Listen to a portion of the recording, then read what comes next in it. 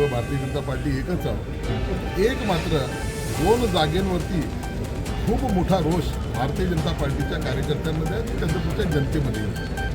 त्यामध्ये प्रभाग क्रमांक 4मध्ये अजय सरकार यांना भारतीय जनता पार्टीने उमेदवारी दिली. ज्यांच्यावर 20 केसेस 302 सारखे गंभीर गुन्हे दरोडे हे गुन्हे आहेत. ही निदर्शनास आमच्या वरिष्ठ नेतृत्वाच्या आलेली आहे. आणि काल दुपारपासून ज्या पद्धतीचं वातावरण त्या ठिकाणी झालेलं आहे 2 वाजतापासून 2 तास आणि सर्व काल त्या ठिकाणी कर्फ्यू सदृश्य परिस्थिती निर्माण झाली. आणि 302 ही कदाचित वरच्या वरिष्ठ नेतृत्वाच्या लक्षात आली नसेल म्हणून ते एक आहे.